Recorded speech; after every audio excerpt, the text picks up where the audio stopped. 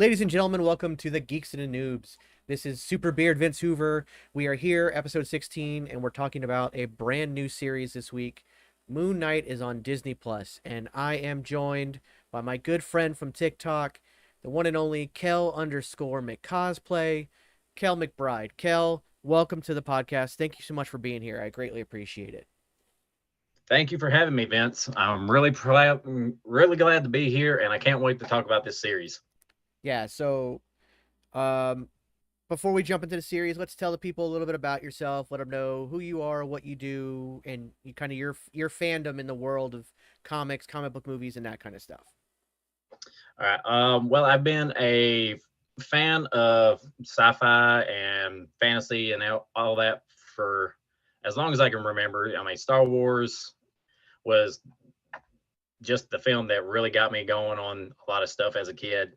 And then from that, I just grew into sorry about that. You're good. Read comic books and comic book movies, TV shows that we had available back then. The Saturday morning cartoons with the X-Men, Spider-Man, and all that. I'm just a nerd all around, to say. And I met you through TikTok. We Yeah. became mutuals. Again, over our love of comic books and comic book movies. But you're also into the cosplay side of it, and Spider-Man being one of your favorites, you did a lot of cosplays, especially the Ben Reilly Spider-Man, and I love the Scarlet Spider, the hooded costume and whatnot. And now you're working on a Moon Knight cosplay.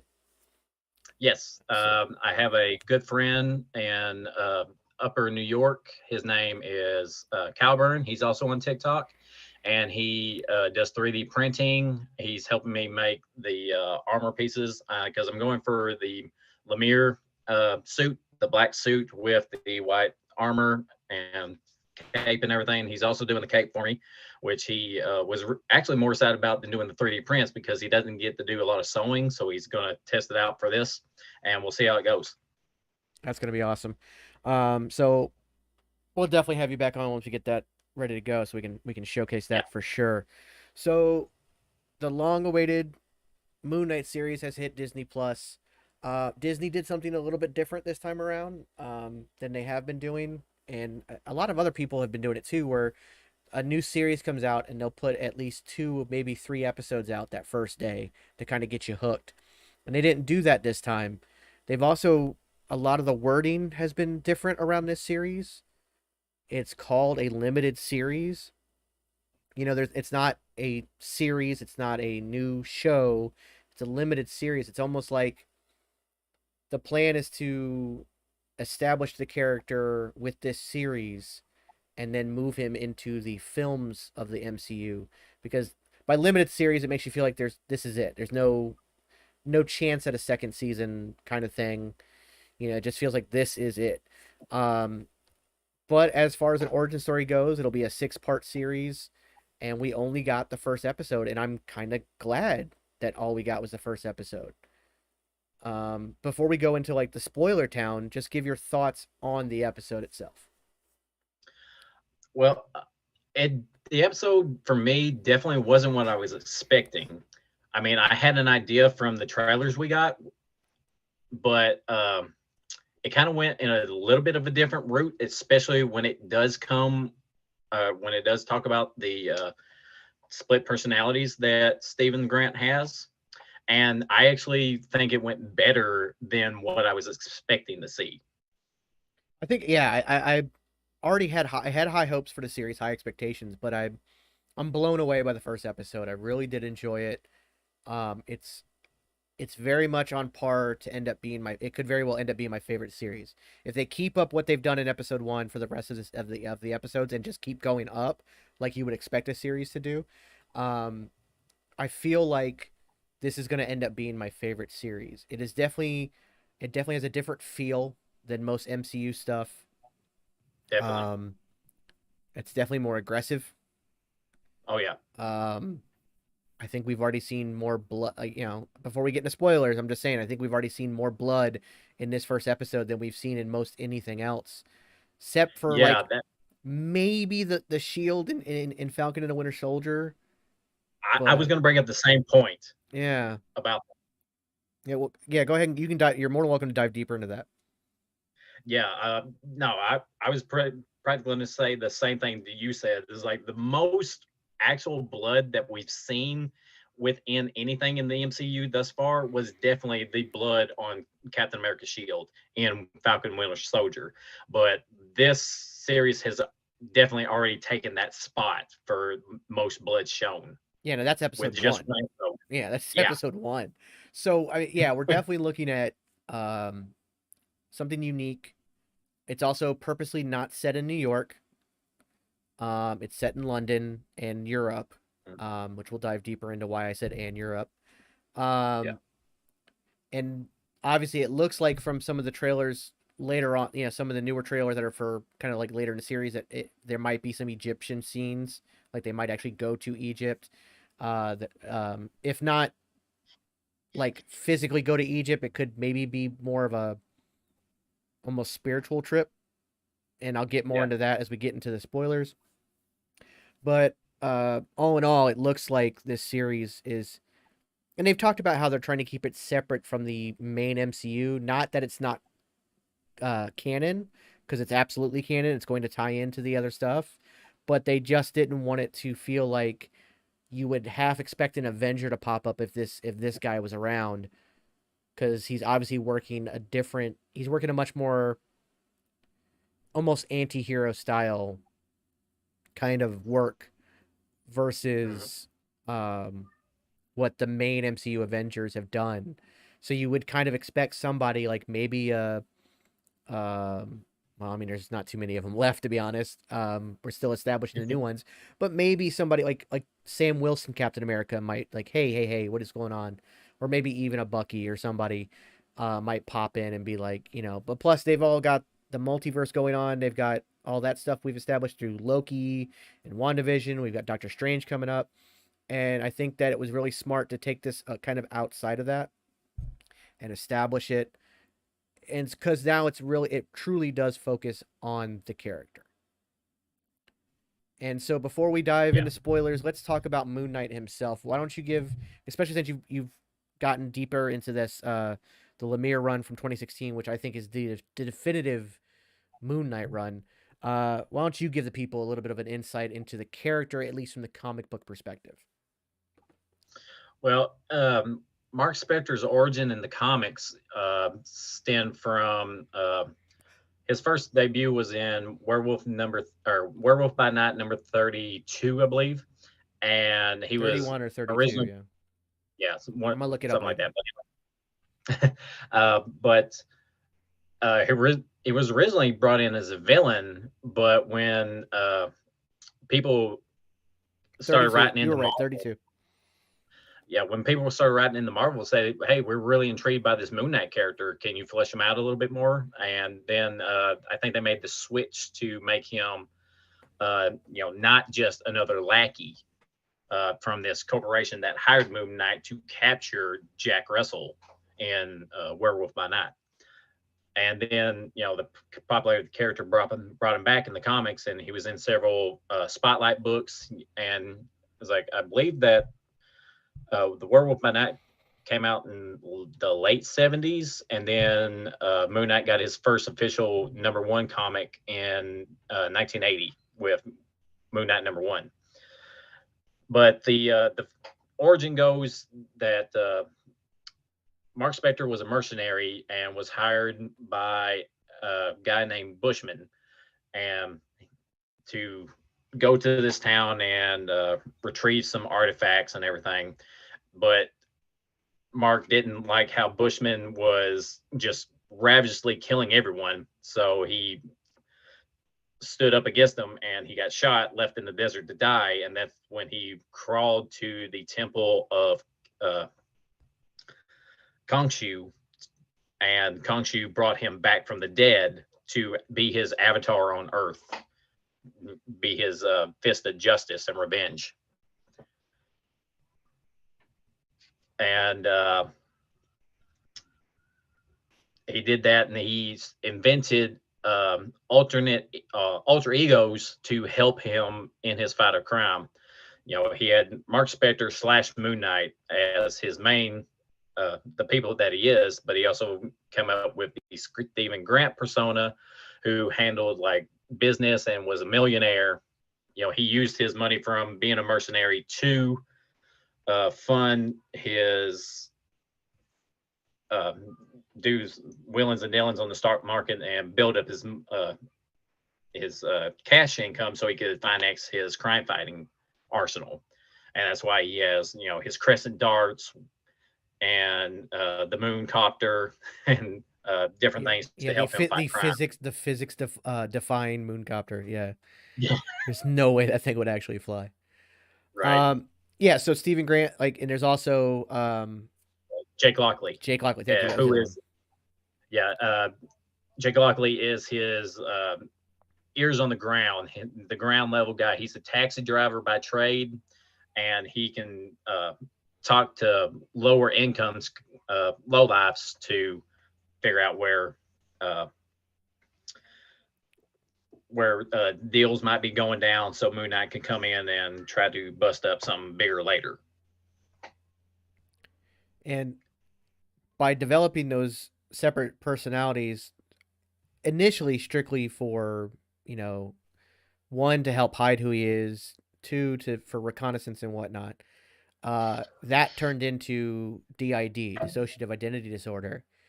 And the 2016 Lemire run was brilliant in the sense that, there was a point where even Mark Spector didn't know, thought he might have been crazy, and that Moon Knight was just made up, and this whole thing. And even I think in Marvel up until recently, even the heroes thought he was kind of out there. They didn't believe he was powered by an Egyptian god. It's just whatever. When I've told people about Moon Knight, I guess the best description I can give, it's Marvel's kind of version of Batman. In a sense, you have a millionaire vigilante, but he does have abilities. And early on, he started, they only really, depending on the phase of the moon, depended on what he could do and what kind of power he had. And I do believe now in the current run, Khonshu has kind of overpowered him a little bit more, in the sense that his powers work at all times. But he's had an incredibly interesting run lately. His current stuff has been beyond fascinating, including the ability to, again, amped up by Khonshu, he's able to lift Thor's hammer Mjolnir just because it's built out of Uru metal, which is made from a moon. That the dwarven metal used to make the hammer was made from a moon. So it didn't matter that he was worthy or not worthy. He was able to pick it up because of the material, which was fascinating. I definitely need to read that run of Avengers, The Age of Khonshu. It's on my read list. Yeah, it's a fascinating run, and it was kind of well, I guess one of the best comparisons I could think of, for anybody familiar with the current DC stuff, is John Constantine. I think it was during the DC Deceased run. Constantine ended up taking over Dr. Fate's helmet and a bunch of other mystical artifacts to become powerful enough to take down what he had to take down. And that's kind of what Moon Knight is doing right now by Khonshu's lead. But what you find out there, and what I feel like we might find out in this series, is that Khonshu's not as what's the term?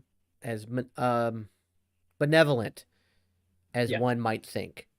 In that the gods of this pantheon, the Egyptian pantheon of gods, are all very morally ambiguous. They're not. It's not very cut and dry. And we'll go ahead and dive into the episode and spoilers now. I think 20 minutes is enough time, people. You'll be fine. I feel that so. First off, the episode starts with this. It's kind of a twisted scene, but it's very subtle. And it's Ethan Hawke's. Oh crap! The name just completely escaped me all of a sudden. Arthur Harrow. Yeah. I believe they pronounce it Harold. Yeah. It might be. It's Arthur Harrow. Yeah, Harrow. Harrow. Yeah. Arthur Harrow. So he's having a drink, a scotch or a whiskey or something. Drinks the drink, breaks the glass in a rag, takes that broken glass, pours it into his sandals, puts the sandals on, and right away just starts walking with glass in his shoes. And that's how the show starts. And I'm like, Yeah. wow. Even before the Marvel logo Yeah. comes up. So he's like, okay, this is going to be interesting. You have a villain that walks around on glass all day. And it's one of those things that he seems like he's a prophet of sorts. He's a prophet for Amet, who is one of the gods of the Egyptian pantheon, one of the original boogeymen, as it were. And we'll get into why in a bit. But what he's doing, it's kind of this penance style worship. If you ever watched the movie Da Vinci Code, Yeah. with Tom Hanks, Paul Bettany's character, whipping himself, wearing the spiked leg brace kind of thing. That's a form of it's part of Opus Dei Catholicism. It's a very deep niche form of Catholicism where they believe they have to punish themselves on the daily as part of their sacrifice to worship. And that's kind of what he's doing. It's just like, but what I really appreciated about it was that he puts his feet in the glass. The sound is very subtle but very well done. But his walk, there's no way in hell you would know he would have glass in his shoes. There was no way. He was walking around like he had a pair of Dr. Shows on. Yeah. I mean, he showed no signs of pain, and just so that tells you he's been doing it for years. Done, I agree. Yeah, it tells you to do for years. But I also think part of it, and so before we dive into Stephen Grant, Mark Spector, Moon Knight, let's dive further into Arthur here. We see that at one point Stephen does see him with a crowd of people. And he's like, it is time for, as humans, we have to, we're supposed to make heaven on earth, make earth as close to heaven as possible while we're here, and we're not doing that. So we need to be judged. And he's taking people's hands and he's judging them, and he has these scales tattooed on his arm. And the heads of the scales are actually crocodile heads. And then there's the standard scale size. And if you're a good person, you get scaled properly. If you're a bad person, even if you're a bad person in the future, if you're going to end up doing something bad, you get judged, and then you get, like, I guess for lack of a better term, mummified. Like, you get instantly, you look like a mummy that gets unwrapped. Because there was a woman who came to him, and she was an older woman. She didn't look like she had a whole lot of time left anyways, but for some reason, Amet judged her as evil, meaning that she, even though she lived her whole life as a good person, she was bound to do something evil. But this is also where good and evil are subjective, because what Amet considers good might be what society considers evil. We don't know yet, because again, Amet is considered one of the first boogeymen of religion. But it's like Minority Report, like where you're judging people on something, on a crime they haven't committed yet. So that is part of it. So we see that his tattoo actually comes to life. It turns red when she gets judged wrong, and the scale goes down on the right side, the whole nine. But he is very much that kind of cult prophet.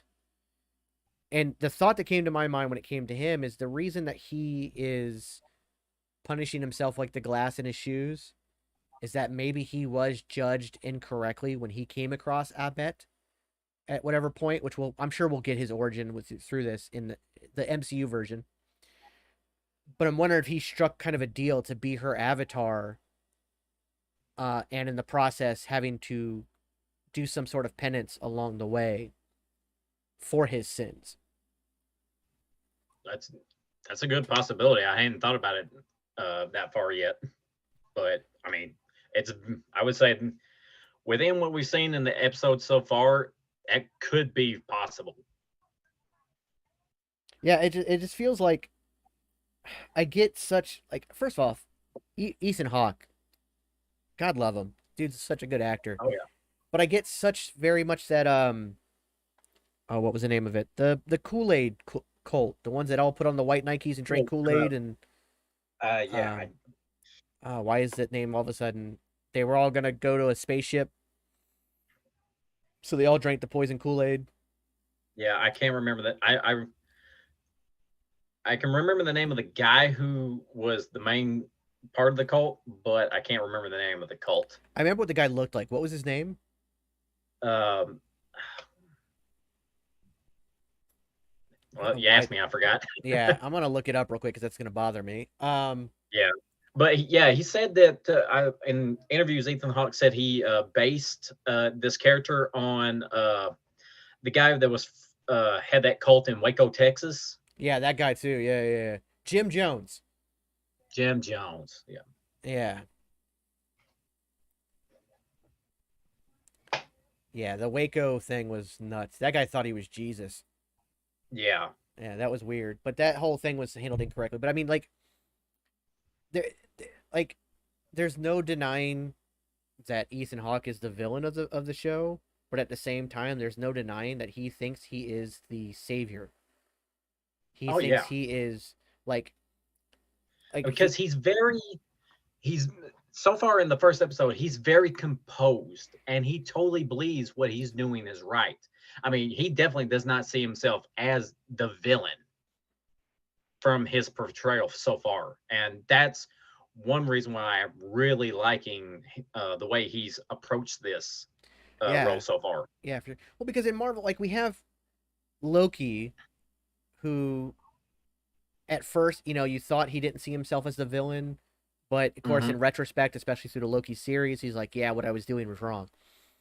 Yeah, Thanos, like, I think Thanos realized what he was doing was wrong, but he knew it was necessary, and that's why he said he yeah, had the will to do it. Because if you're doing the right thing, you don't really need the will to do it. Like it should be an almost like an just an easy thing to do if it's the right thing to do. yeah, So I think Thanos knew. Obviously, people like Obadiah Stane and these other ones, they knew like what they were doing. Like no, it was purely selfish. So there's no way they thought themselves virtuous.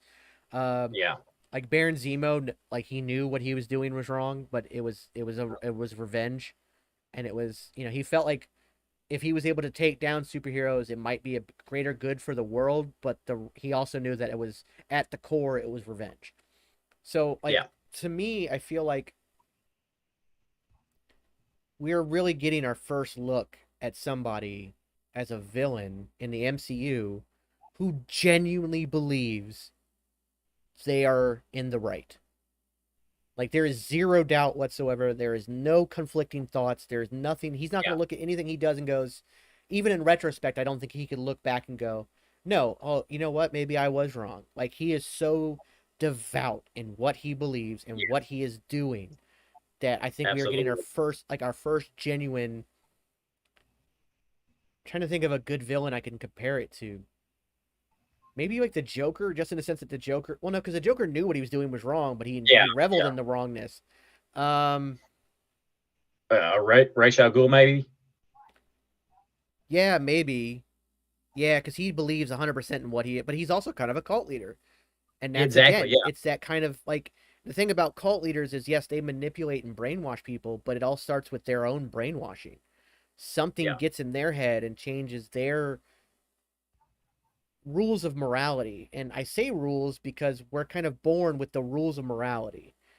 We Hmm. know what's right and wrong from birth. Like you have to be taught to hate people. You have to be taught to do bad. You have to be taught to cross that line and be okay with it. But somewhere in a cult leader's mind, something comes up, some kind of revelation of some kind comes to them through books or whatnot, and sure enough, they their morality is shifted, and they now believe that what they believe in is right. And so Absolutely. it's fascinating. What's also great is that we are getting a nice. We're gonna get a nice. Ow, funny bone. Ow.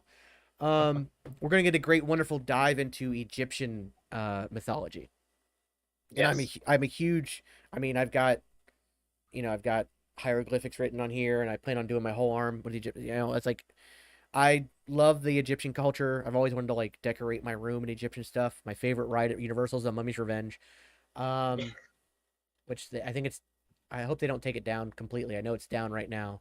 They're making some changes to it. I just hope they don't take it down completely. But regardless, like it's a fascinating culture, and it's not one that gets touched on a lot in comic books at all. Like Mhm. Greek and Norse mythology are obviously huge throughout that kind of stuff, and Greek mythology especially is huge in pop culture. Going back to Clash of Titans and before that, and we did have Hollywood did touch on some Egyptian stuff way back in the day. You think about Cleopatra, Ben Hur, well, not Ben Hur necessarily, but like, yeah, no, I'm thinking Ben Hur, not Spartacus. Yeah, Ben Hur. Yeah. Yeah, that one.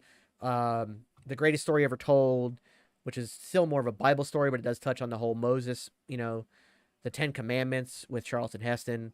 But that's more about not so much the Egyptian culture, but just the Egyptian time. Yeah. We never really see a whole lot about, granted, we had that absolutely terrible movie, Gods of Egypt, Yeah. I with was about Gerard to bring that Butler. up. God, just the worst. I really tried. Yes. I really tried to watch that. I I tried. did too. Ugh, so bad.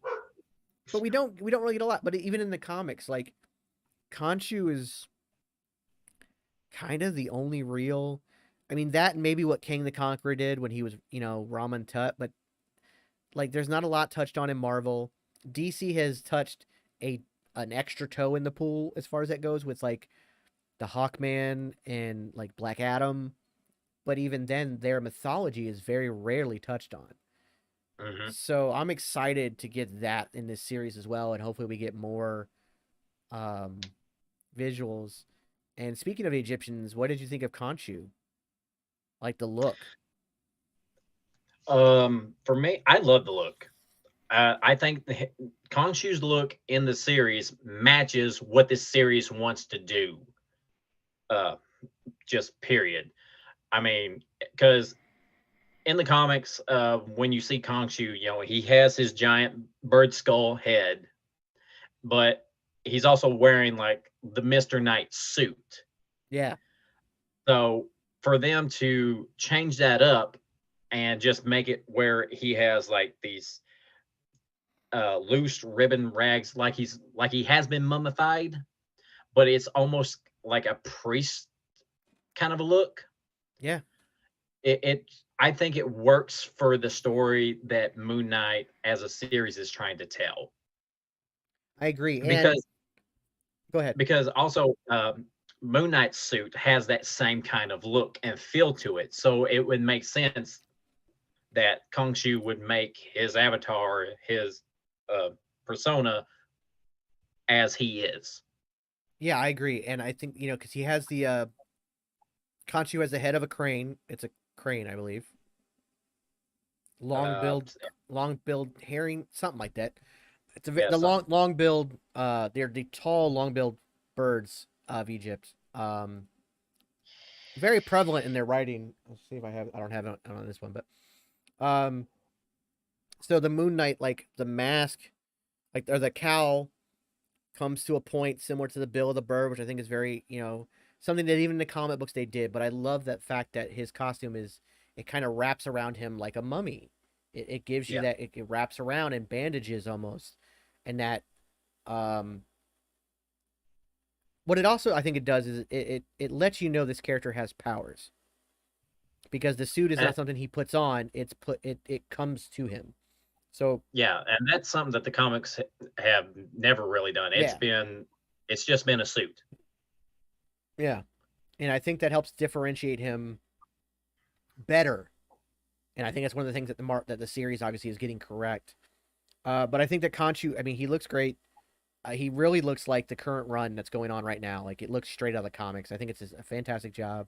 Of course, when you have a character who you're doing um, uh, as CGI, it's a little bit easier when the whole character is CGI because he's like 9 feet tall and Yeah. everything. Like he's massive, um, but he's terrifying and just like that scene in the elevator Yes.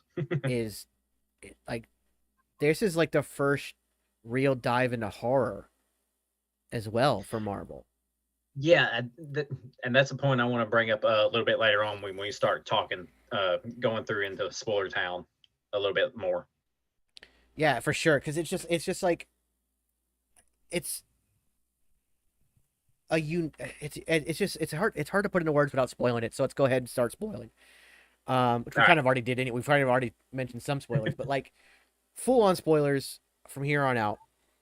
The series, the aesthetic is again, it's so different from anything Marvel has done. It's got like this kind of horror, this very tense, very psychological thriller feel to it.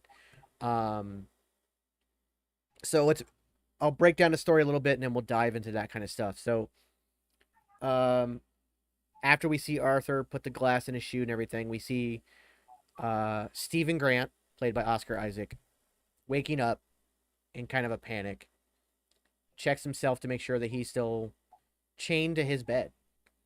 And Mhm. that's like, and that of course that's weird, right? You know, you're like, what the hell? And then Yeah. as it pans out, you see that the bed is surrounded by sand, and that's weird. And which I also appreciated from a visual spectrum. It was a crescent moon Yeah. visually, which I thought was great. And little things like that get me. My background in cinematography and editing, that just gets me. Um, you then see more and more like he's got the tape on the door and all the locks and everything. He's checking everything, giving you this perception that he is an aggressive sleepwalker. As we find out later, it is far more than that. Uh, Very. and there's a reason why he's tired. Because here's the thing about sleepwalking, because I used to suffer from sleepwalking myself. It's very, like, you will do things when you're sleepwalking that you would never do. Like, I hate iced tea. I hate tea in general. Like, I cannot stand the taste of tea. But one of the times I was spending the summer up in Virginia with my grandmother. My parents were up there because it was unfortunately my grandfather passed away, so we were all there for the funeral. My mom and my grandmother were sitting downstairs. My grandmother house was built.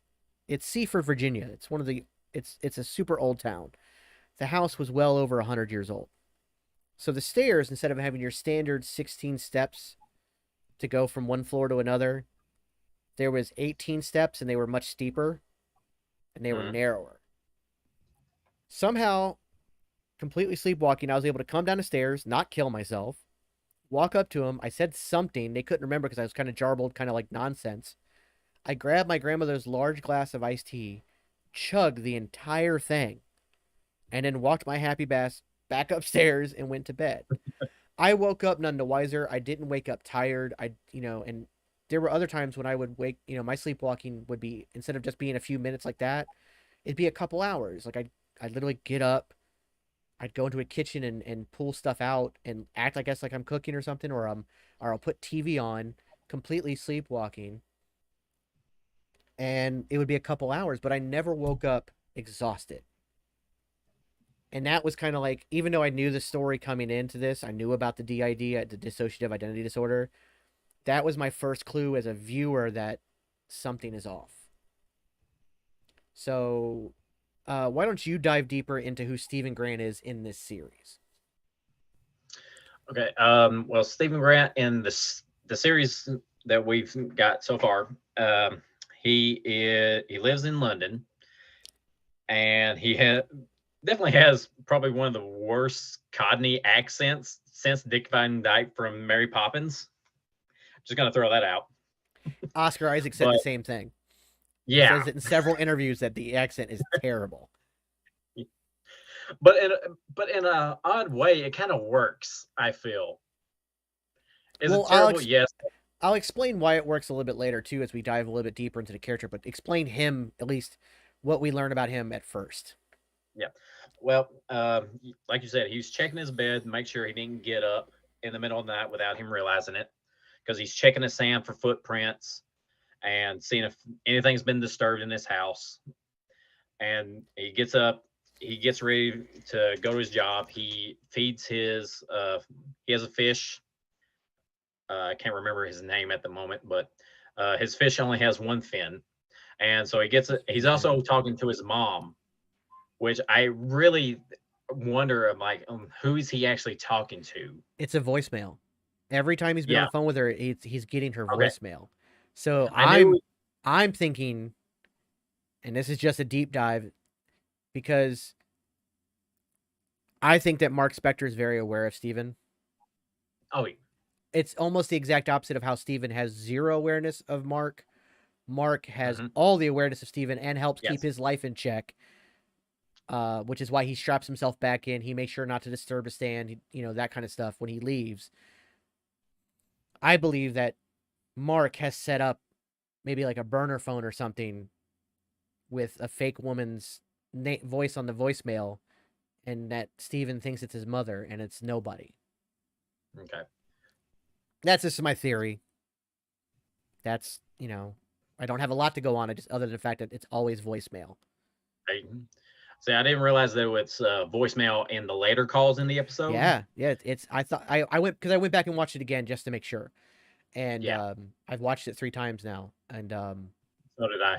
And I was just while like, I was at work. But I was like, I made sure. I was just like, did he ever actually talk to her? So on my 3rd viewing, it was more like stop and start, because I was just like, I'm watching for things. Yeah, in every conversation, he's just talking to a voicemail. Okay. So also, who tells their mom later's gators? That's another thing I wanted to bring up here in a minute. But yeah, he's getting ready. He gets ready for work. He's on the phone with his mom. He gets off the phone with her, the later gators, which I'm just wondering, is that going to be another dive for a plot line later in the series? There's a lot of gators and crocodiles in this. A lot. Yeah, because Amet, the way she's depicted, she like a Noobs who has a human body but a jackal for a head. She has a crocodile for a head. Well, she actually has the body of a hippo and the head of a crocodile. Right. Yeah, she actually has. It's like that's one of the reasons she came off kind of like a boogeyman, because one, those are the 2 most deadly animals in all of Africa. Yes. In fact, the hippo is the deadliest and kills more people than lions, cheetahs, rhinos, and crocodiles combined. The hippo is ridiculously mean. It's not even a meat eater. It just kills people. They're just terribly mean. And then, of course, crocodiles, especially Nile crocodiles, are man-eaters, and they will kill you. So that's also that's when the Egyptians depicted their gods, whether you want to believe they actually existed or not, that's up to whoever. But the depiction comes from the fact that this was the boogeyman. This was a very scary deity. And so what's scarier than the 2 deadliest animals in all of Africa? And that's why the depiction is of a hippo body with an alligator or a crocodile face. Right. But getting back to Stephen Grant's character in the show, he really just seems like that lovable loser that everybody just mistreats, because he's not that great looking. He has a pretty pathetic kind of a job because he works in a gift shop at a museum in London, and his boss treats him like crap. The security guard when he walks sucks. in never. Yeah, but she's played so good. Donna sucks. Yes. Yeah, the security guard, JD or whatever his name is, never remembers his name, calls him Scotty, and calls him another name, and Steven has to correct him every single time. Yeah, everybody gets his name wrong. Yeah, Donna calls him Stevie. Yeah, but that's also her just being like that's her purposely being a jerk. Yeah, because she sucks. So yeah, but go on. But we find out that he works at a gift shop in a museum in London. Then they're having an Egyptian exhibit going on, and he's even trying to bring up the fact that the posters and the banners have a small discrepancy. Kind of wrong. Yeah, they're wrong because. Yeah, that's the word. Thank you. When they're showing, like you said earlier, the pantheon of Egyptian gods, there's supposed to be 9 of them, and there's only 7 on the posters. And Donna, she's just like, well, I guess I'll just fire the other two for being late, Yeah. and just totally blows them off. She doesn't care about one word that comes out of his mouth. And I do believe the two missing are Khonshu and Admet. yeah, If I I would mean probably say, I'm guessing because I can't really see the poster yeah, very the well, posters are not really shown that well to which gods you can but I see, do feel like those are probably the two that are missing. probably. And it's very strange because during one point after we first meet Donna, and she's just being a total B to Steven, this very attractive woman comes up and says that she'll meet Steven at a steakhouse tomorrow night. And Steven is just like, are you asking me out? And she's like, you're funny. And just walks away. So within like the first 10 minutes of the show, we already have the first sign of, something's going on that Steven doesn't know about. And Yeah. it's very subtle. And that's why I really like that scene, because, from when we first saw Steven in his bedroom, we know that, if you came into the show knowing nothing about Moon Knight, you would have figured, okay, he knows something's wrong with him, but he thinks he knows. But then with the addition of the scene where the girl says she'll meet him at the steakhouse, but he doesn't remember, he says, are you asking me out? And she's like, oh, you're real cute.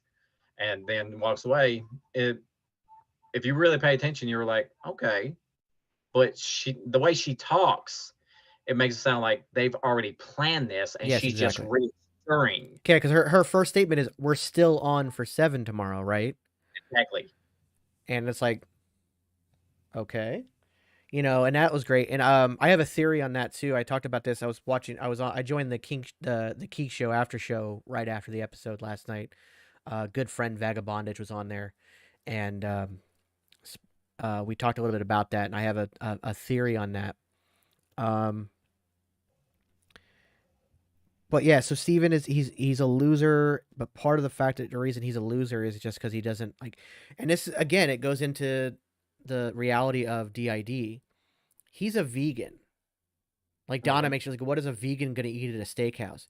But that's the thing about dissociative identity disorder. Your other personalities are vastly different than you, and you could have one who is a vegan, who is a Jewish person, and they celebrate, they're an Orthodox Jew who happens to be a vegan. The next personality could be a an atheist who's also a homosexual who is on a keto diet, and then the next person could be a Catholic person who just eats normally, who just and all of them could have different accents, different, like they all have different origins. They've all were quote unquote born in a different place. Like a kind of good example, not the best example, but a kind of good example was the movie Split with James McAvoy. It kind of glamorized the DID a little bit in that movie, so they were a little bit off, but those characters are vastly different. Like each one is different, and so Stephen Grant is a vegan, whereas Mark Spector is not. Mark Spector is also not from England. Yeah. He's American. And so we learn that later on through the series as well, is that when we start to hear Mark. But the next step is Stephen Grant wakes up in a field. Well, first off, he does something that I thought was also fascinating. He's extremely tired, right? Yeah. His sleepwalking is bothering him to the point where he has to chain himself to his bed and take all these precautions.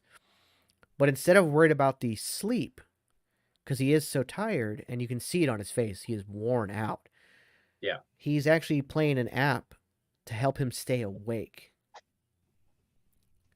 which I thought that was kind of fascinating. Instead of trying to get into a deeper realm of sleep which is what most sleepwalkers try to do. Is you try to get into a deeper realm of sleep so that your body doesn't wake up without your mind. He is trying to stay awake. So I think maybe even deep down, even Steven knew something might be more wrong than just sleepwalking, even if he didn't want to accept it, maybe. But that Yeah, leads us to him, and I want to say it was like, oh, I think it was Austria where he wakes up in, uh, because the cupcake company is an Austrian cupcake company that the van he ends up taking in that scene. So I believe it's Austria. It looks like Austria, but it also kind of looks like Belgium. It's hard to tell. It's northern Austria. I believe it's Austria. I'm not 100%. then I almost want to say didn't um, later on when I'm just going to go ahead and jump to make this little point that when Harrow finds Stephen at the museum, didn't Stephen say that I saw you kill that woman in the Alps? Or am I just He might have said Alps, yeah? but isn't that Austria? Or is that It might. isn't part of the isn't part of the Alps? I don't know. I don't know. I don't Because remember world geography. I'd imagine that if I'm remembering my geography correctly, which I very well could not be because I haven't done that stuff since high school, and that was over 20 years ago. Yeah. I would think that Switzerland is further away than Austria is from England. Yeah. And I also don't know how fast we don't know how fast he travels, how he travels. None of that's been Yeah. established yet. We have a lot to learn. But he wakes up in a field in what is either Austria, the Alps, Switzerland, somewhere, not London, Where? with his jaw dislocated. Yes. I unfortunately know all too well what that's like. It sucks. Ooh. Yeah, thanks pro wrestling. Yeah, I've had my jaw dislocated, and from now to the end of time, I will always have issues with it. It's painful, and to wake up like that, it looked like. So he turns around and there's an old man, an older looking gentleman looking out the window, this broken window. It would seem like he jumped out the window, and possibly Yeah, because he does have cuts and he is bleeding from his mouth a little. yeah, it would seem that possibly mid jump, Steven took control. And when I say that, I'll explain that more in a minute. Because if I don't know if Moon Knight necessarily has a healing factor, I've never really seen that. Like he's taken a lot of damage and seemed to be okay in the comics, but I don't think they've really explored whether he has a healing factor or if it's just Khonshu healing. I don't know. Yeah, I'm not sure either, but Moon Knight's toughness has always been brought up because Moon Knight is the one person that Taskmaster will never copy his fighting style because it will kill Taskmaster. Because Moon Knight is just built like a brick house. I mean, you can keep punching and punching and punching away, and he'll take it. Yeah, it's he puts the Punisher to shame in that category. So I'm not sure if there's like a healing factor to that. Like he knows that Khonshu will heal him. I don't know. Like I have to go back and read some more because I can't recall. It's been a while since I've read the comics, except for this newest run I've been diving into, but that's not touching on his power because his power everything's getting amplified as it is. He's almost at god level in this series. So it's but then we hear Khonshu talking to him, and it's voiced by oh god. Is it F. Scott Abrams? Is that what it is? Is it F. Scott Abrams? Yeah, I know it's F something Abrams, and I don't know why I can all of a sudden. No, I'm thinking F. Scott Fitzgerald, aren't I? I'm just gonna put in voice of Khonshu. Yeah. Because this guy is great, and I love him. Yeah, it was definitely not the voice I was expecting. I kind of expected something along the lines Murray Abraham. Thank you. Murray Abraham. He's done a lot of, he was in one of my favorite movies of all time, Amadeus. He plays the bad guy in that. Ultimately, the bad guy in that. Um, but he's also done some of the like best voiceover work. But you know what I expected?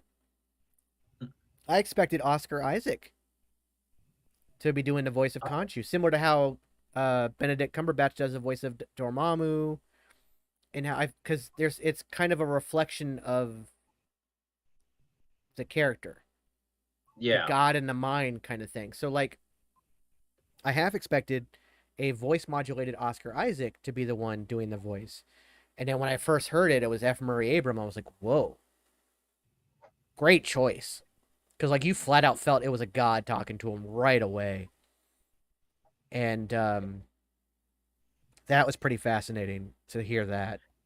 Yeah. Um, Like I was saying, I didn't expect Khonshu to like.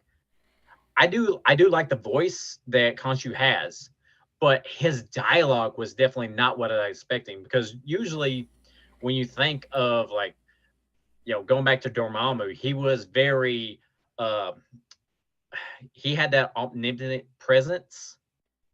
Like he knows how powerful he is, so he talks powerfully. And you hear you hear Khonshu saying, "Oh, great, the idiot is back."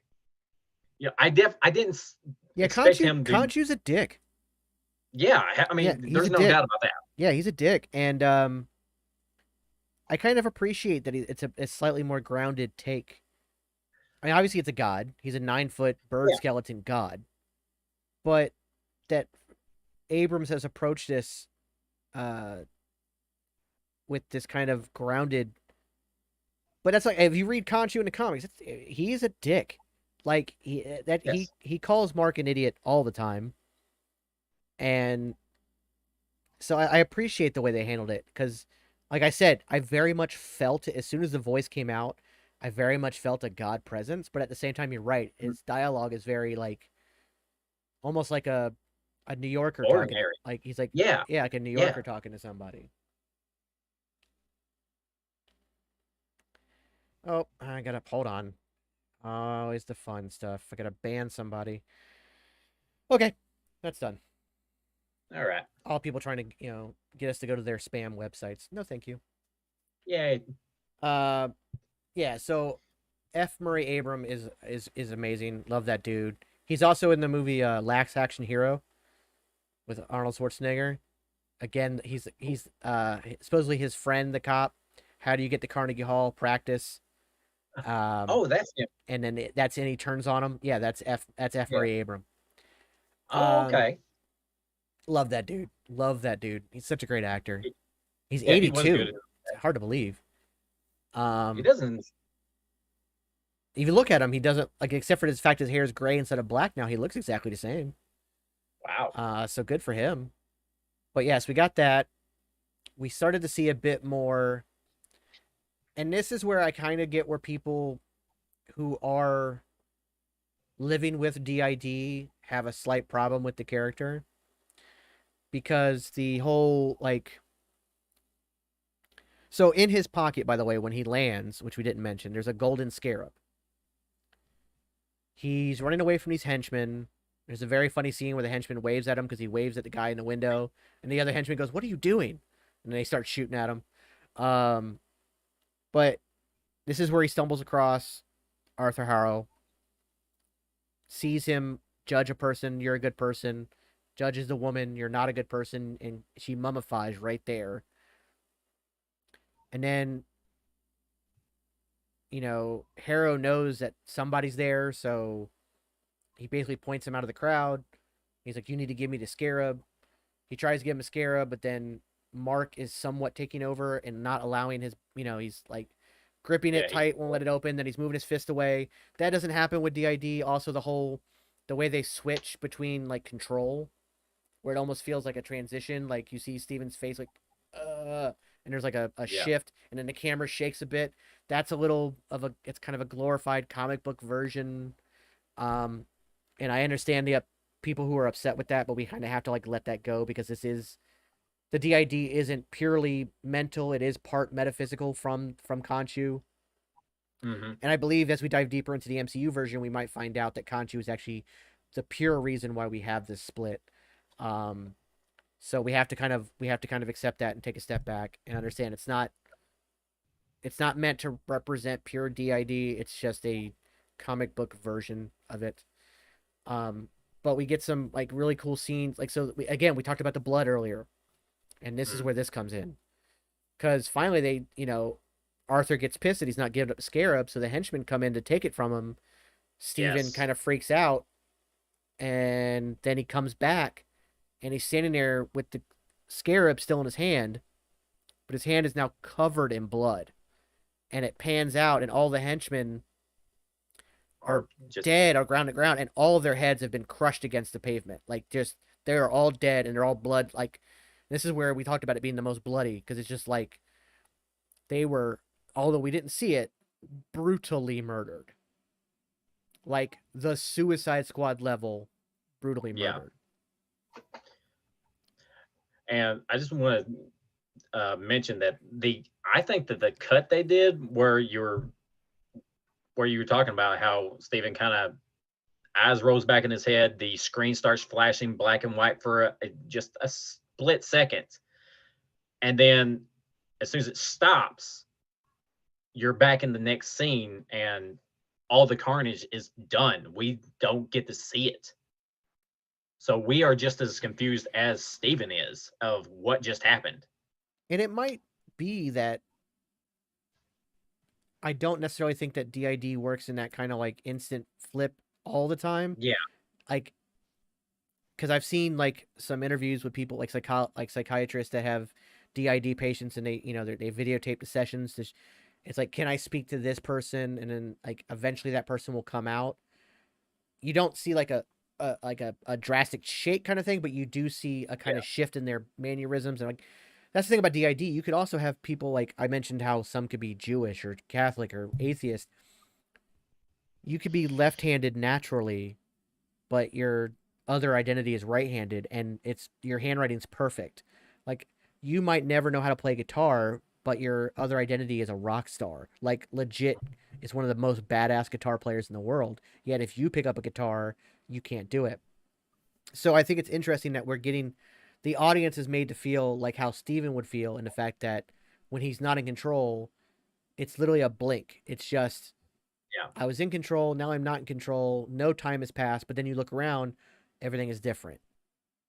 Everything, like, obviously time has passed. And of course, we find out later on that this particular period of time is 3 days. Mhm. This whole thing, like, because it was Thursday when he's at the museum. It's like, hey, are we still on for dinner tomorrow at 7? That was supposed to be Friday. We find out later on that what he considers the next day, it's Sunday. Yeah. So this whole thing takes place. But of course, the bloody mess leads to another chase. He escapes by stealing a cupcake van that so many people on the internet, thanks to the trailer, thought it Oh, was Von Doom. It's Von Doom. No, it's Von Darrelson cupcakes. Just because you saw Von, D, and part of what looked like an O turned out to be an A. Everybody's like, oh, it's Doom, it's Doom, it's Doom, it's Doom. He's in Latveria. No, no. no. We may not know exactly where he was because we're not geographically smart, but we know for certain he was not in Latveria. Definitely not. Yeah. So that was interesting. But you have a great scene. You see, like, you hear Conchu talking to him. Mark, if you don't take over, I'm going to kill both you idiots. Again, Yeah. very just harsh, very crass. There's more of that kind of like flash of black and white, and then Steven's back. Now the truck's backwards. Or no, first it was the guy. He had a gun in his hand.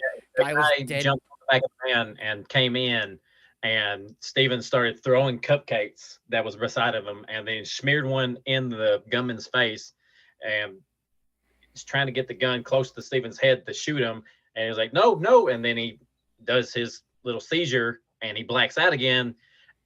And that was, one more thing, the fact that anytime that Steven, or when we first introduced to Steven, we had a piece of music. I can't remember the name of the song.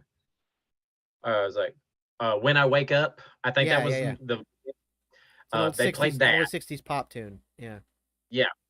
And then during this car chase that we're talking about right now, it's Wham, Wake Me Up Before You Go, because there's a constant uh, kind of a thing going on of waking up, Yeah. like Steven thinks it is going on, because um, and that's another part that I really loved during this chase scene was you hear the song "Wake Me Up Before You Go" played during this chase scene, but when Steven blacks out for these brief seconds, to him the music stops, and like the gunman's almost has the gun at his head, he blacks out, and then the gunman is gone.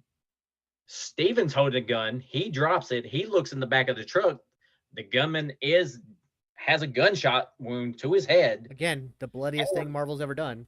Yes, and another thing that I really liked is that you see like the window next to him with a bullet hole in it that's shattered but still intact, but the windshield that is completely blown out.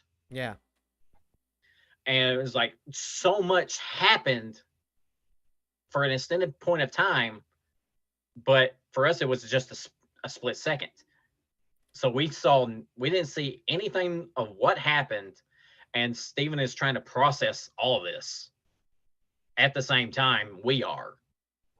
Yeah, and then it happens once again, and this time now the truck's going backwards down the mountain. Yeah. And eventually Mark does take full control, and Steven wakes up in his apartment again. So he thinks all of that was a nightmare. Yeah. He obviously doesn't feel any pain, even though he had his jaw dislocated and he fell out of a window and had all that stuff happen.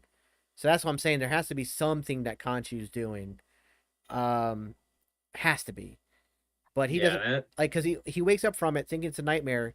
But if you woke up from that and then felt the pain of your jaw, which I promise you, dislocating your jaw, even after popping it back, it hurts for a very long time. So the fact that he wakes up with no pain, he genuinely thinks it's just a nightmare. Yeah, and that's something that I touch on in a future episode. Yeah, exactly. I hope they do, because that's one thing I'll always have a question about. So I really hope they do touch on that. Especially since you're going to see it get a lot more brutal. Like I said, I've seen a couple. I didn't mean to, but I've seen a couple trailers for some future episodes. I'm like, no, I don't want to learn this, but it looks good. But that leads to him going to feed his fish, and now the fish has 2 fins. So he's freaking out. So he puts the fish in a blender. He puts the fish in a blender, and I'm saying that as if like he's gonna blend it up. I'm not saying he's blending it up. No, he just needed something to scoop it up, take it to the vet or to the animal store, pet store. Yeah. It turns out he's like, well, you were here yesterday and got a new fish. He doesn't understand that, and then he looks at the time. I wasn't here yesterday. Yeah, because I was at work. He's like, I was at work yesterday. Yeah. What are you talking about? Like, yeah, today's Friday. I wasn't here yesterday. I was at work. Of course, he doesn't say that at first. Yeah. Because he looks up at the clock while he's talking to the pet store owner, which she's talking to him like he's crazy. And he's like, oh my God, is that the time? It can't be. I just woke up. And I was like, your fish is wrong. The time's wrong. Maybe something's wrong with you. Yeah. So he goes back home, gets ready for his date, because it's like I think it was like after 5 o'clock on the clock. Yeah, something like that. So he feels like he's missed a day at work, but he's like, whatever. I still got this date, which he doesn't even understand how he got it, but whatever. He goes to the restaurant and he's waiting and waiting and waiting. Finally, he decides to give her a call. And she's like, why are you even calling me? And he's like, well, are we still on for the date? I'm at the restaurant waiting. And she's like, yeah, so was I 2 days ago on Friday. Yeah. He's like, what are you talking about? He's like, as far as I know, Friday still comes after Thursday. She's like, yeah, it does. And that was 2 days ago.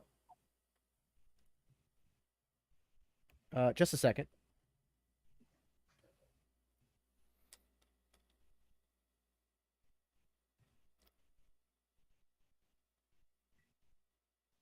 So yeah, so he, there's so much to it. And now he's coming to the realization that, so he asked the waiter what day it is, which I found funny because he has his phone in his hand. Does he not have the date and time on his phone? I yeah, I didn't That was think the one thing about I was that. just like, just look at your phone. Look at your like. I Yeah, kept saying, I actually said it out loud. I think when I was first watching it at, three. At that point, it's like 3:40 in the morning. I'm watching it, going, just look at your phone. It's in your hand. Look at your phone.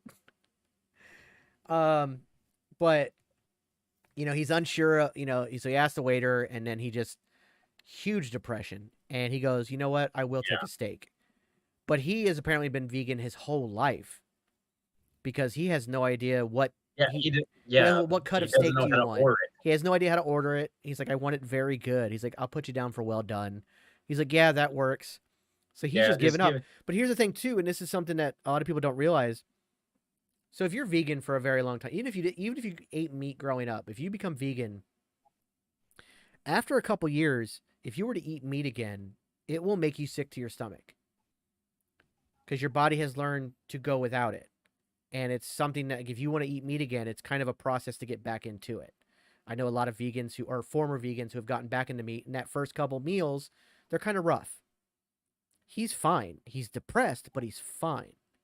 Mhm. Now, another thing that vegans don't do is have anything milk based, including milk chocolate. But he takes his box of hearts, he calls his mother's voicemail again, talks about how Mhm. great the date went as he's throwing the flowers away. Yeah. Oh yeah, she loved the letters. Clink. Yeah, she loved the flowers. She's got a great sense of humor. You'll love to meet her. I can't wait to bring her around. Later, Gators. And again, I couldn't even imagine talking to my mom that way. But um, he then eats almost the entire heart shaped box of chocolates. Yeah. Again, you add dairy back into your life all of a sudden, it's going to mess with your stomach. But he's completely fine because Mark apparently has a normal omnivore diet, Yeah. so it doesn't affect him. He gives, for some reason, he gives the fish some sprinkles. Which, I mean, I guess if you want to kill a fish, I don't understand that at all. But I mean, again, he's depressed. He's not thinking. Yeah. But he drops the chocolates, and that opens up a whole new world. And I'll let you dive into that. Yeah. Yeah. He drops the box of chocolates. They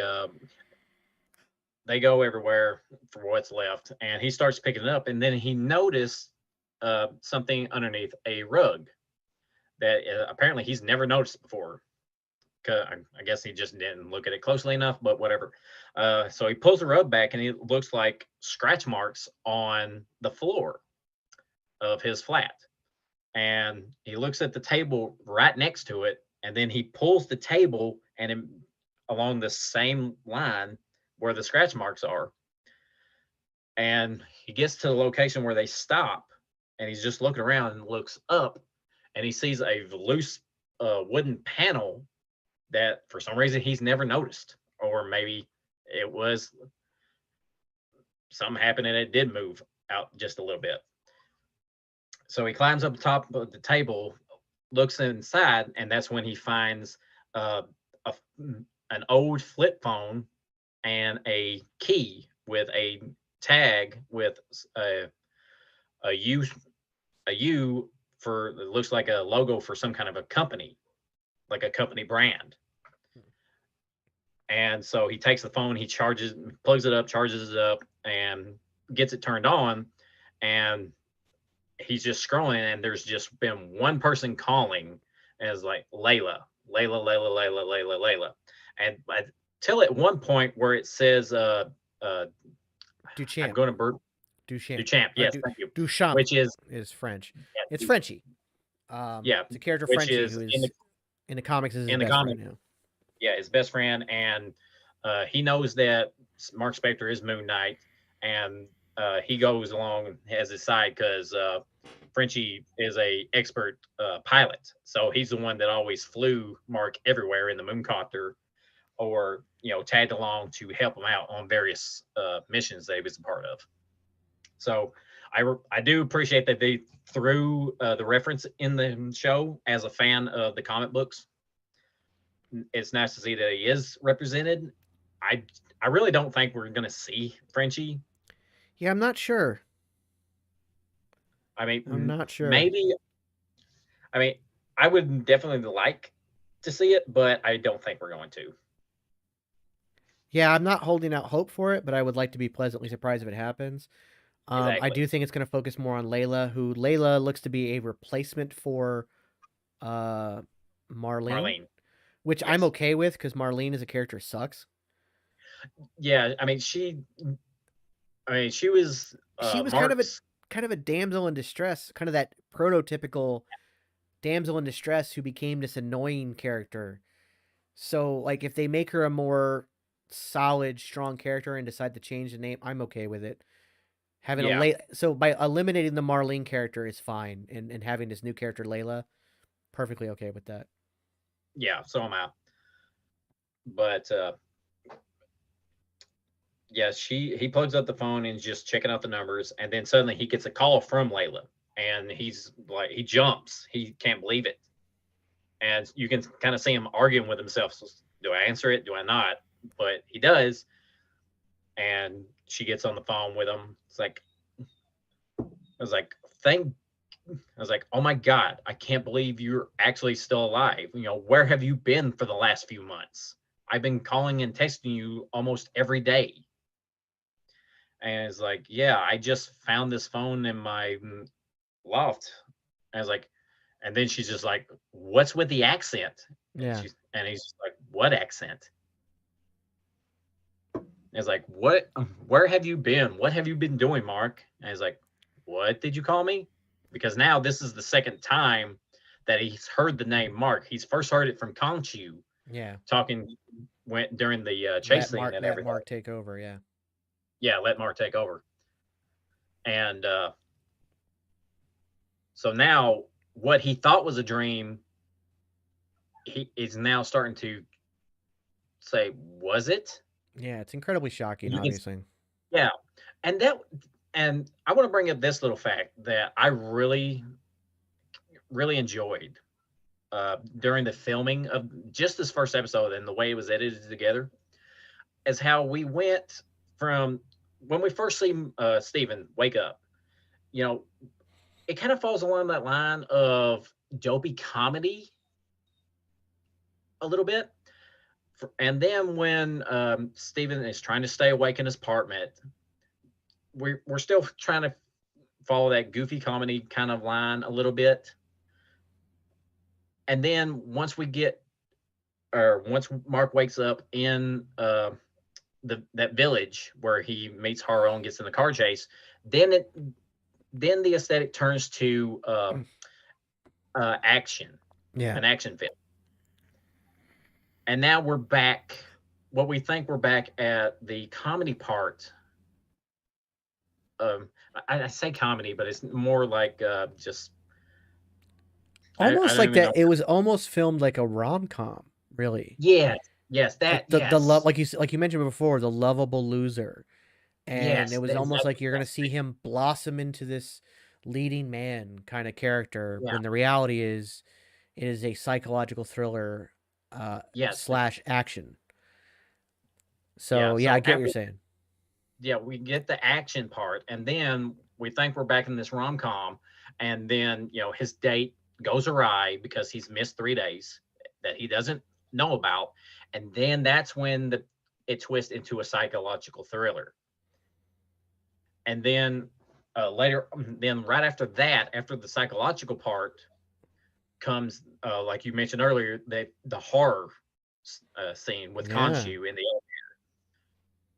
and then after and then right after that scene, it cuts back to the suspense for the rest of the episode. Because yeah, and I just and thought, more. We do get more really, horror as well. yeah, Because yeah, more whatever that horror creature layers. was, that a Yeah, creature that I'm guessing Arthur was in control of. It mm, seemed like he was in control of that creature, and it was yeah, very much kind of like if you've ever seen the original Mummy with Brendan Fraser, there hmm, was those dog-faced guardians, yeah. and this was kind of The, a it horror was, version of that. yeah. I almost, you don't get to see that creature very well, but from what little bit you can, you would definitely say say that it looked like almost a rotting corpse of a jackal, kind Yeah, of like a new. yeah. Or like maybe like a werewolf, but a rotting corpus version of a werewolf. Yeah. Which I mean, there is supposedly Werewolf by Night um in the works with Marvel. Oh, So maybe they'll find a way to tie that in. I don't know if maybe. necessarily in this series, but yeah. So Steven goes back to the museum. He's got to work inventory because because he was late. So Donna's being a bitch and tells him he's Oh, got to work inventory. before we go back, before we jump to that, let's finish up the scene where after Stephen finds his phone. Oh, yeah. Yeah, there's a lot of important stuff in that one, in that scene. So, he's talking with this Layla person and said, what, you know, at this point, he just like, why did you call me Mark? And then he asks that, and the phone like dies or they lose signal or whatever. She's not on the line anymore. And now he's really processing, was that a dream? Am I still dreaming? And then there's almost like an earthquake that happens. He's running around panicking. No, wait. No, before that, Stephen starts hearing a voice saying, "You need to stop, Stephen," or Yeah. "Stephen, you need to stop," whatever. And so he goes looking around, and he finds something. He picks it up. A strange object that you wouldn't want to attack anybody with because it wouldn't be effective at all. I think he was actually holding And the flip phone as a weapon. I think he kept a flip phone in that's his right. hand. What? Yeah. Yes. While it was still flipped open, he was holding it like a Yeah. club. So that was hilarious to me. But he's looking around. He's like, "Oh, somebody's in my flat trying to have a laugh," and he's the voice continues is like, "You need to stop looking." So he goes in. Gets to his bathroom area. He swings open the little door, the little flap, whatever he had, and he just sees his dark reflection in the mirror. There's a light behind him, but you can't see the face in the mirror. You just see Steven's silhouette, and he's still in the pose of him having the phone like that and ready to hit somebody with it. And he's like, I was like, am I going crazy? That's just the look that he has on his face at this point. And then he looks back to the mirror, and the mirror image just kind of cocks its head a little bit. So now he's like, he's trying to figure it out. And then you see that the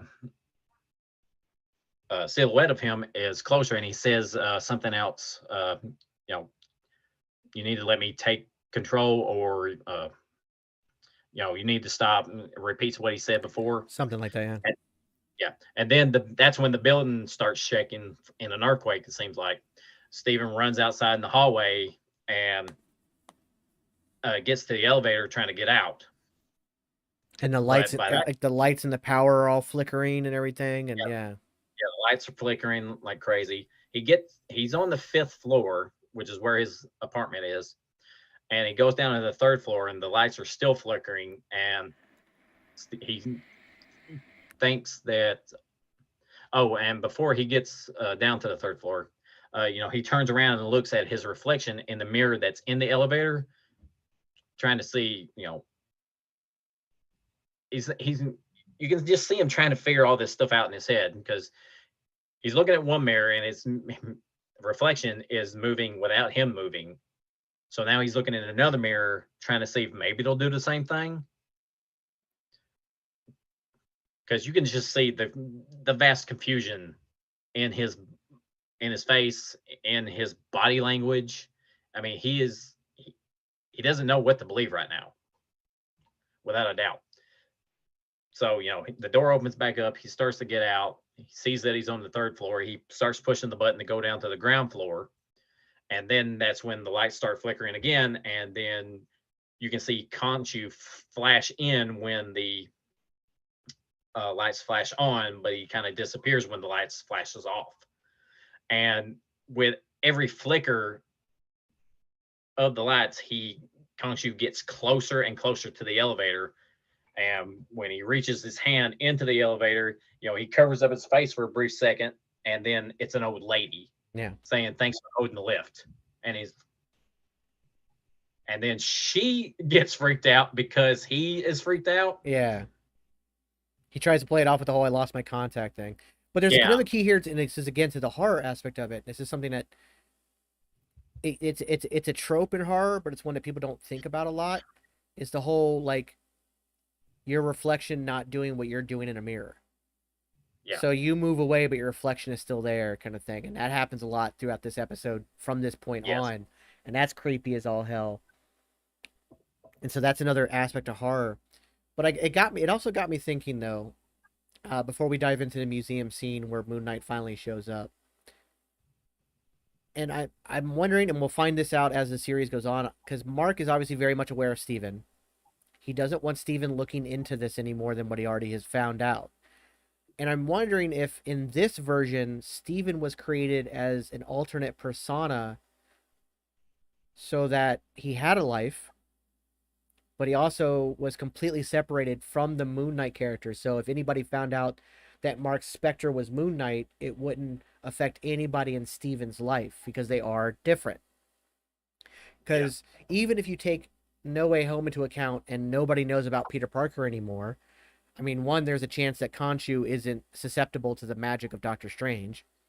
So he might still be aware of that. But also, throughout most of the MCU, everybody knows these people's secret identities. Everybody knows that Steve Rogers is Captain America. Tony Stark was very, open with being Iron Man, but then you saw what happened to his home in Iron Man 3 and all that stuff. So maybe this is like in preparation to become Moon Knight and deal with what he has to deal with as the avatar of Khonshu.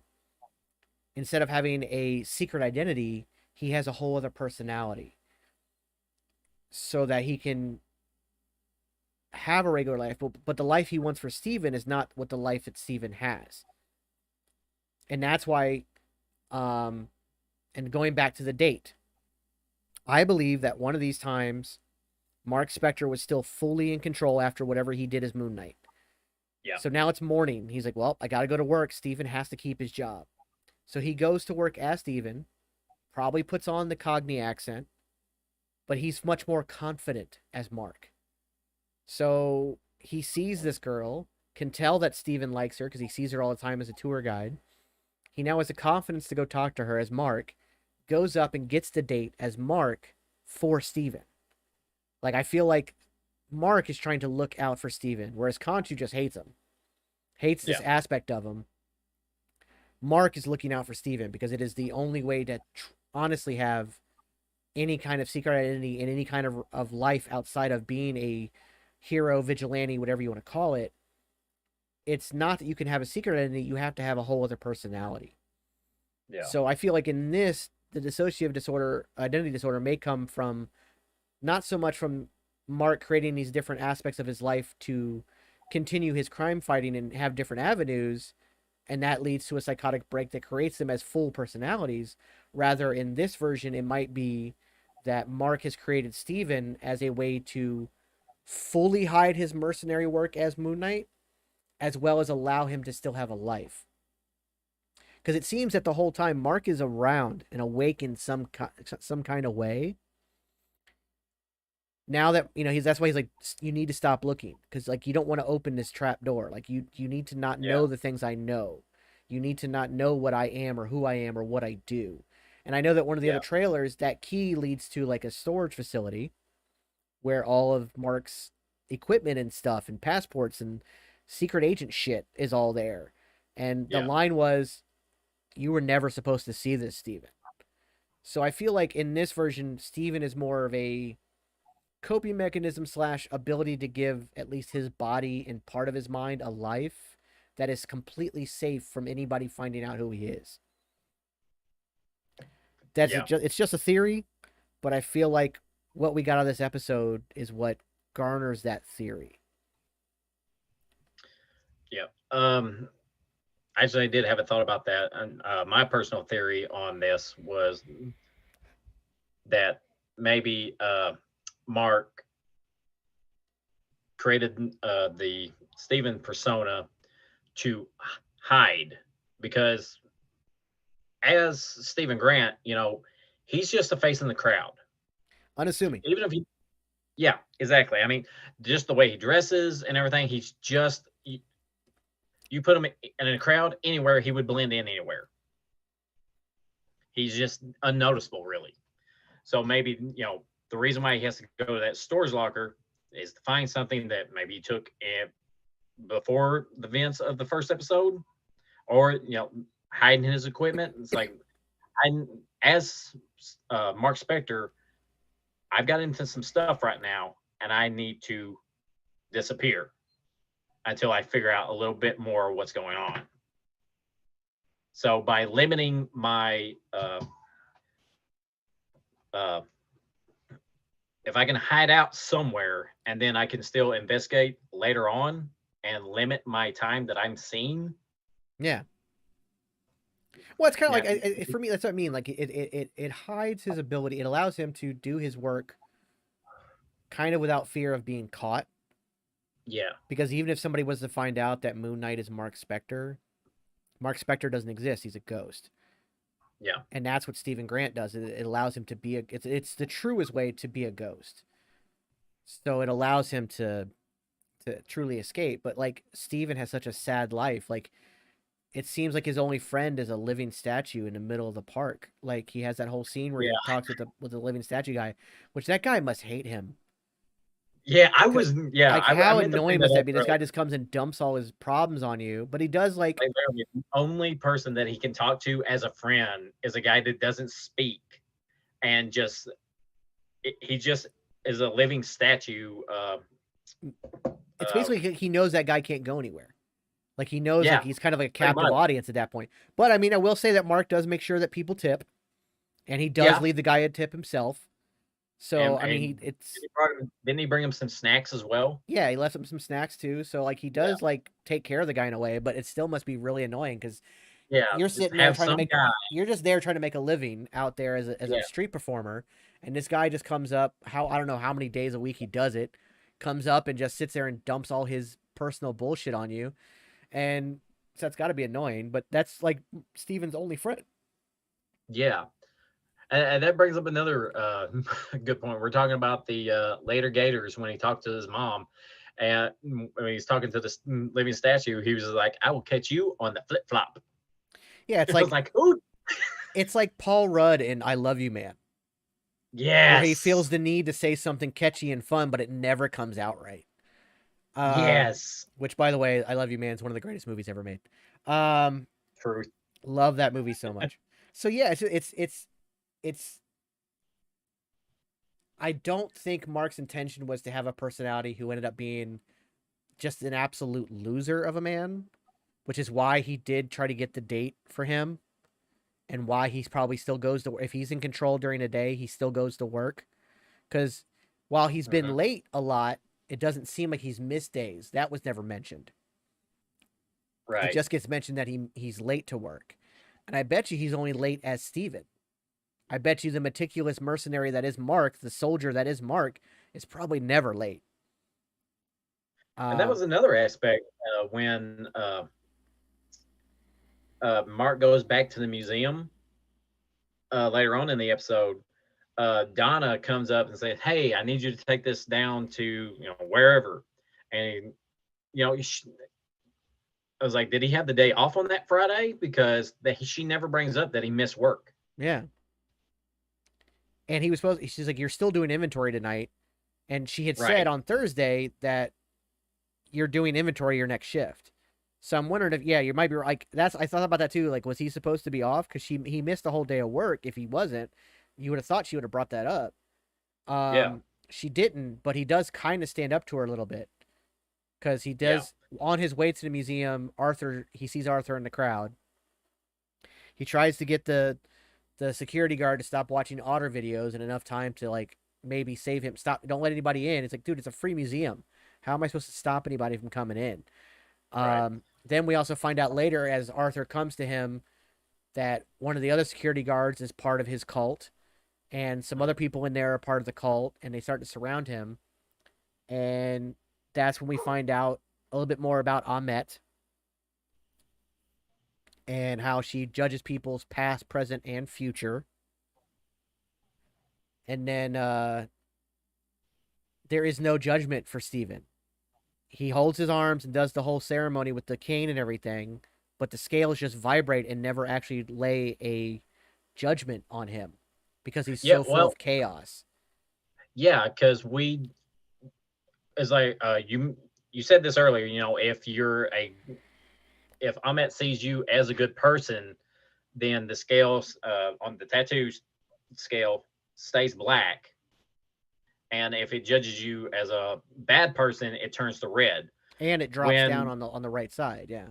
Yeah, but about that time when he showed the tattoo fluctuating and deciding, the camera cuts away, so we never actually get to see what judgment Ahmet had gave. I think by Arthur's reaction, because he pulls his hands away quickly, and he's just like, "There's chaos in you." Yep. Technically, Stephen Grant doesn't exist. Technically, the person is Mark Spector. So technically, Stephen Grant, and that's the thing with DID. Like, if you met somebody with DID, whatever personality in, that's 100% real. But the reality is, it's only the person who was born, whatever name you were born with, whatever, that's who you are. So this could be kind of like almost like a loophole to Ahmet's judgment, is that Ahmet can't judge Stephen Grant because Stephen Grant doesn't technically exist. And all it is chaos at that point because it's multiple personalities. Right. And there's also the power of Khonshu in there.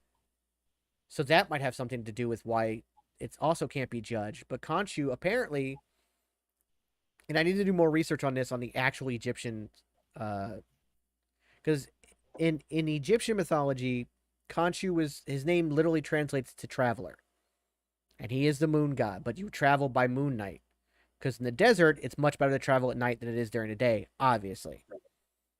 But I do believe, because Ahmet has a kind of similar story to, like, say, maybe like Lucifer, who was casted down, or like Hades, or like all the the gods of the underworld kind of thing.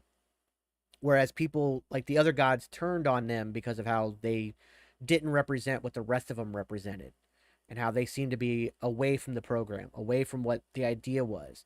So I don't know if Khonshu was one of the ones that turned against Ahmet or something. Like, they are going to have like a very much a bitter rival. That's a hard word to say. Rivalry. That's close enough. During this, but I do need to do a little more research on it. Yeah, even Haro, when he's talking to Stephen before he tries to judge him, was saying how if Ahmet had not been cast out or by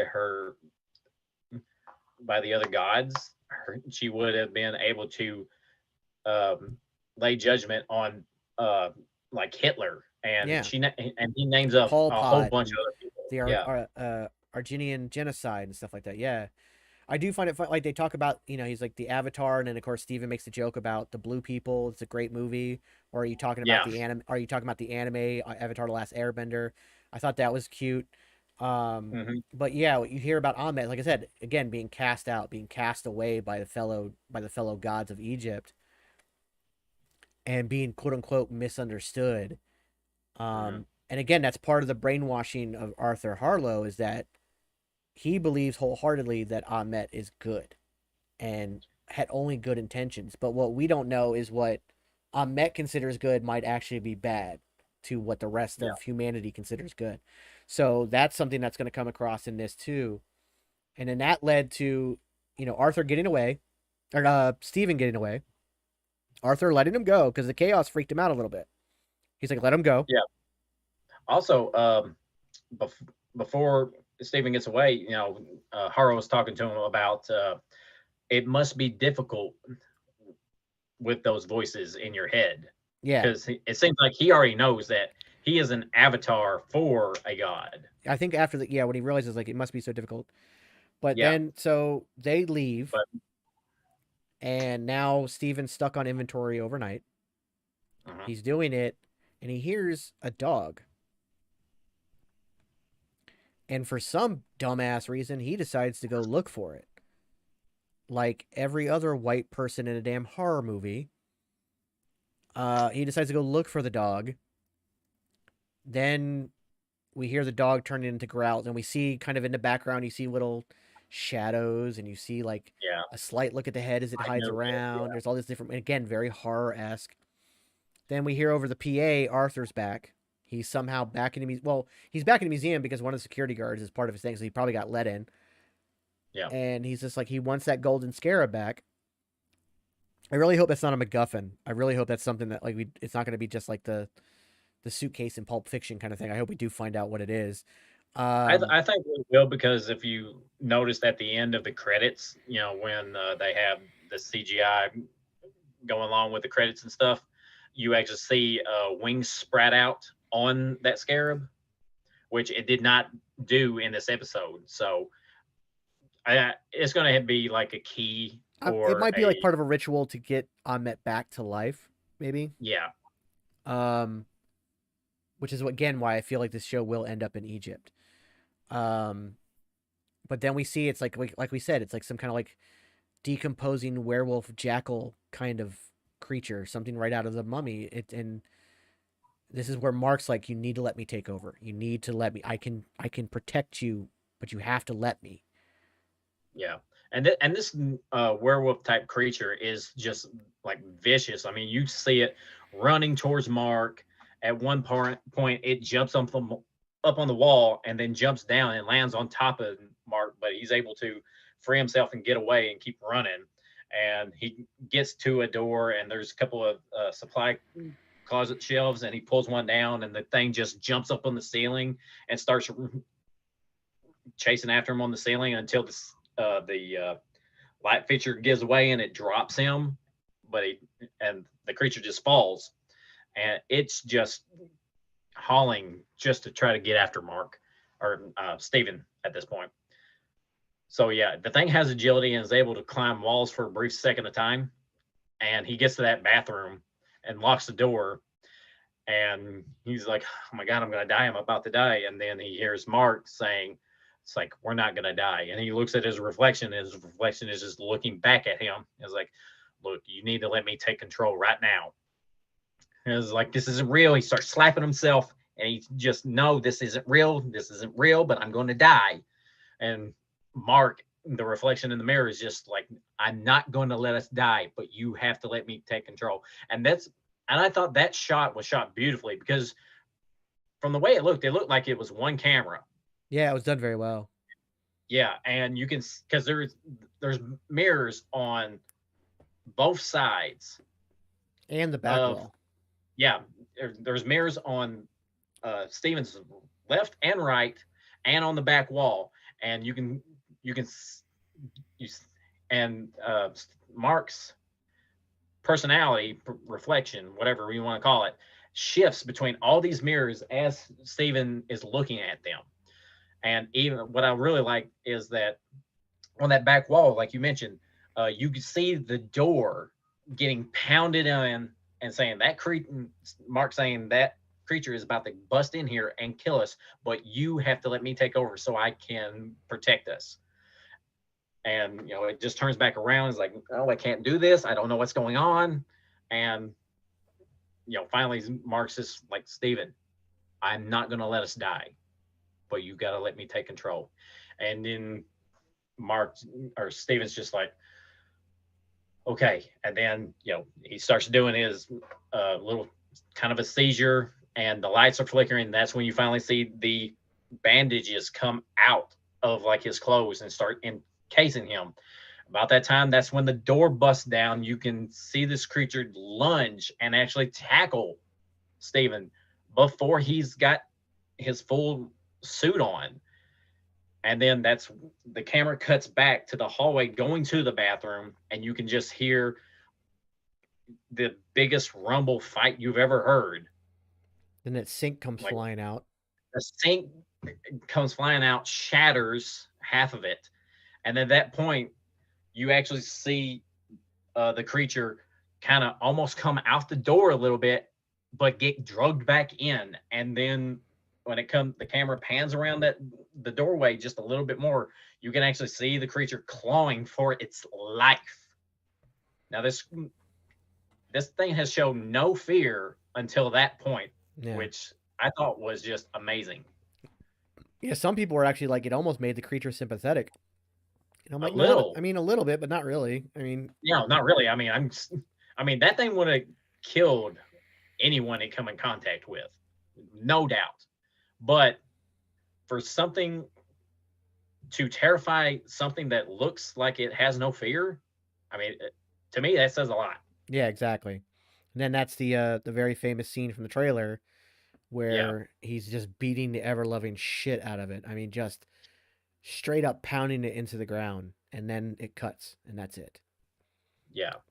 And so we got like a And very brief look at Moon Knight in this episode. But like as soon as it was over, I was just like, all right, is it next Wednesday? I'm already ready for the next episode. And I do yes, think, like I said, I mentioned earlier, that it was actually smart that they didn't do a 2 episode premiere. I think hmm that doing it as one at a time, because this in this series above all else, you really need to know it. Because even like I said, even people who are deep into the comic books, this is not. What are you gonna? What do you know? Like, what can you judge from this? What like you have to just watch and to make people wait and to make people get into this like this. It's just absolutely fascinating. The show is so well done. I cannot wait till next week. yes. Cannot wait. It's going to be so good. And I think we're gonna learn a lot in the next episode. Mm. And honestly, I was gonna ask, like, what do you think we're gonna see in the series? But I honestly, I can't. How can you even tell? Like, what I can you mean, even tell? Because it's so. Because one of the things that, to Marvel's benefit and to their detriment, is they are kind of formulaic in the way they do things, and it kind of makes predicting what might happen a little bit easier. That being said, this series, there's just no way. And yeah, the fact that because like everything has changed because Disney Plus now allows mature content. We know that Marvel is going to push the boundaries more because we got Deadpool 3 coming. We've got other things coming that are, Blade and Black Knight, which the only prediction I have, and it's not even really like a solid prediction, but the fact that this is based in London, I where was Dane, going to bring up the Dane, same point. yeah, where Dane Whitman was when he took his sword out, and Blade's like, "Are you really sure you're ready for this?" Like, there could be a Midnight Suns kind of cameo at the end. I expect to see at least one of those, if not both of them, or at least maybe Blade's a voice again. Maybe they're really waiting to show Blade off until his movie, which would make sense. Yes, But you I can totally agree with that. I would totally believe that we could get the first glimpse of Blade in this series. I'm not maybe like skipping the that. back of him, like Yeah, you see him and Dane Whitman walk up, and you see the back of Blade, but you don't see him in his full glory just yet. But Dane's still in regular clothes, like he's not wearing he's not, but maybe he does have the sword with him, kind of thing. yeah, Like I don't think we'll see Black Knight or Blade in their full glory, no, but something is going to allude to them in some way, whether it be a over the shoulder cameo or their voices again or something. Like I could see Kit Harington showing up. I don't think we get the full reveal of Blade because I think they are going to really put because I don't think that movie hasn't even started filming yet, so they may not even have a solid, complete idea of what they want him to look like yet. So I just think that there's a lot to. But other than that, I honestly I cannot tell you where this series is going to go, and I love that. I yeah. love that I don't have any idea of Just where it's going to go. just the sheer unpredictability of it is just so exciting. Of where can this series take us and take the MCU going forward? Yeah, it's like I said, if this series, if it's just a steady climb up, it will hands down be my favorite series thus far, and might quite possibly end up being my favorite MCU thing because Mhm. it's so unique, it's so different, but it still fits, and yet outside of it. Like it's more Yeah. violent, it's more aggressive, it's darker, it's grittier, and yet it still fits. Like I'm not seeing this as something that means like how can Moon Knight ever interact with these people?